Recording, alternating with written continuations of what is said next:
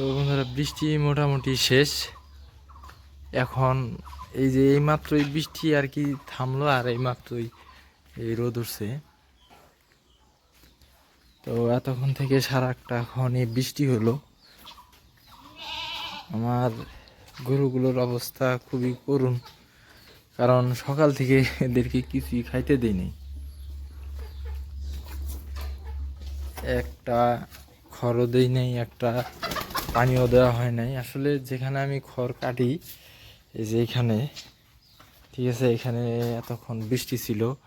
মানে আমি এই খড় কাটার স্থানটা আর বেড়ার জায়গাটা মানে একটু সরানো, সেই জন্য এখানে বৃষ্টি অবস্থায় খড় কাটা যায় না। এটার ব্যবস্থা আসলে করব।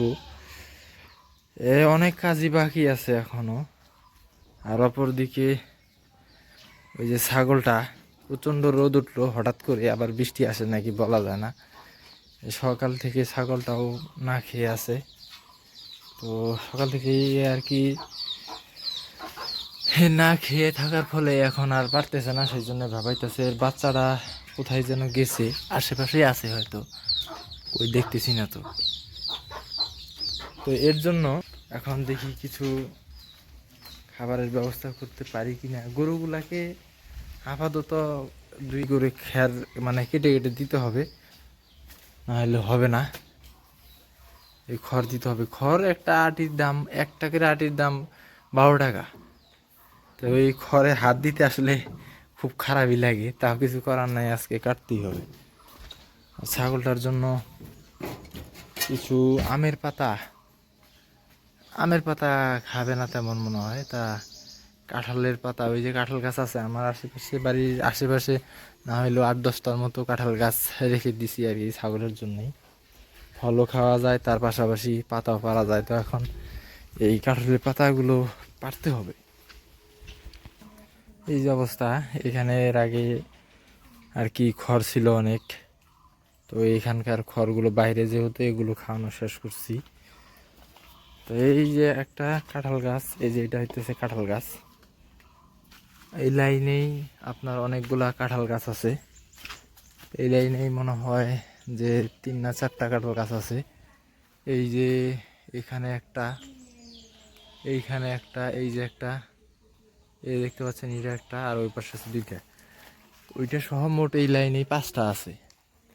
তো এগুলো খাওয়াতে খাওয়াতে অনেক উপরে নিয়ে গেছি পাতাগুলা।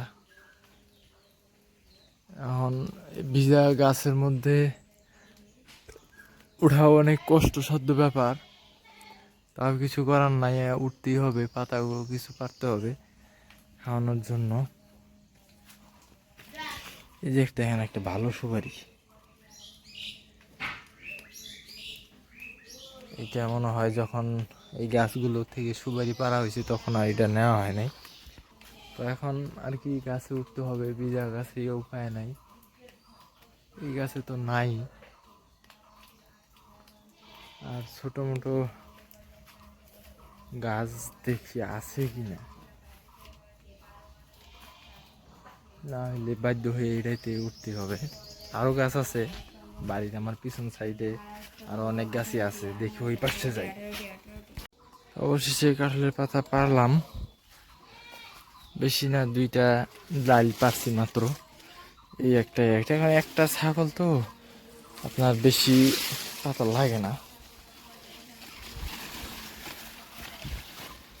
এই 2টাতে যা খাইতে পারে, এর মধ্যে যে যে পরিমাণে রোদ উঠছে, যদি আসলে রোদটা থাকে তাহলে আপনার ঘাসে খেতে পারবে বাইরে থেকে। আমার তো ওই পাতা 2টাই দেই। খুব সুন্দর একটা পরিবেশ সৃষ্টি হয়েছে।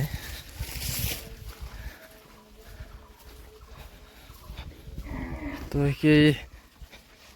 এই যে সিমেন্টের উপরে, এই ঢালাইয়ের উপরে দিলে আপনার সুন্দর খাইতে পারবে।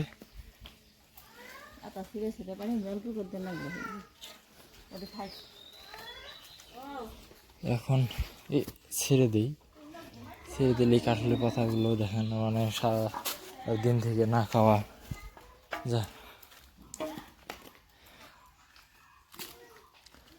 ওই যে ওই যে দেখতে পাচ্ছেন এর বাচ্চাটা, ও সারাদিন থেকে না খাওয়া, ওর মা তো দুধ খেতেই দেয় না।